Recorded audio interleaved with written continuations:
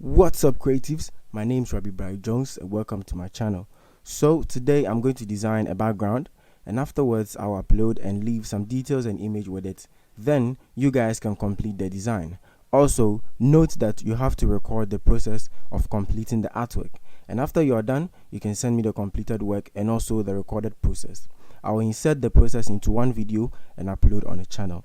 So initially I wanted just 3 designers to do this, but apparently they all didn't come through for a brother, so I'm making this public so you all can hop on it. So I'll be uploading the completed design on Saturday 11th September. So from now till Saturday you can get your work done, and also do not forget to record the process and send me. Thank you guys, and I'm hoping to hear from you all.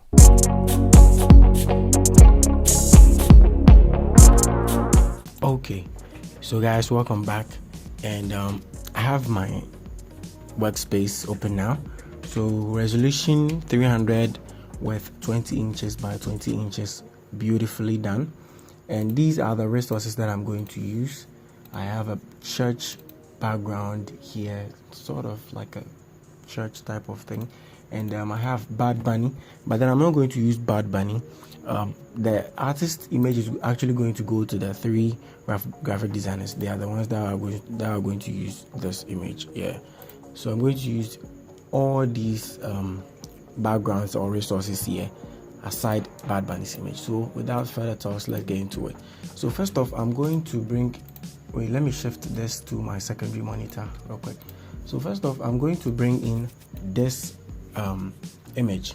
So this one, then I'm going to scale to fill the workspace, but there's this thing down here, vector stock blah blah blah. We don't want it, so rasterize, select down there, and just backspace to delete. So after that, just scale to fill the whole workspace. Then after doing that, set the blend mode to luminosity. So you're going to have a black and white like this. This is not a tutorial, seriously, this is not a tutorial, and I'm actually doing it as if it's a tutorial. Funny me. So luminosity, then I'm going to reduce the opacity to like 20%, 19%. This is dope. Then I'm going to lock it. Then I'm going to bring in the spotlight next. So the spotlight is this guy. I've been using it for a long time. Bloody dogs. God damn, these people doesn't know I'm doing a video. So the spotlight is in now. Then I'm going to create a gradient map on top of all the layers I've created. Then select one of my gradients. So I'm going to use this gradient because Charlie, it's a nice gradient. Who doesn't love orange? Why nempe orange? Why nempe?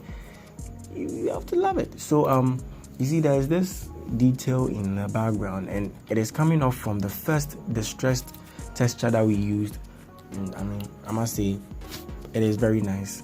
So the next thing we're going to do is we have this glowing lens light. It's in PNG format, and this is how it looks. Let me show you. It's actually like a ray thing, but I don't know, when I brought it here it's looking different.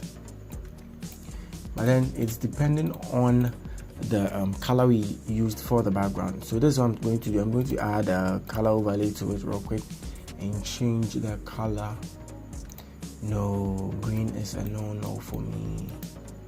So something much lighter like this. Yes, this will do. Then I'm going to reduce the opacity to like 54%, and I'm trying the British accent again, but it is not working, so let me stop and move on.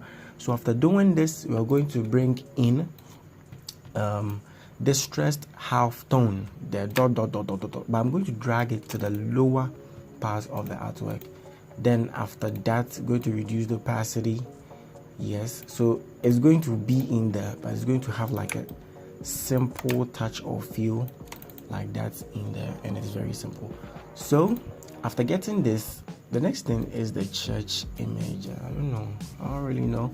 You see, when you use the sun, the rounded thing, the church image is actually going to be distracted by the rays and everything. I don't know if you understand, but let me just do this. So scale to fit the workspace, clean the lower part, but before that, rasterize, eraser, clean the lower part just so it blends. Then I am going to go through the blend modes to see which one is going to be perfect for it. So I settled with overlay, but I still feel like the church image is very straight in terms of the way I erased it. So I'm just going to clean this side and also clean this side.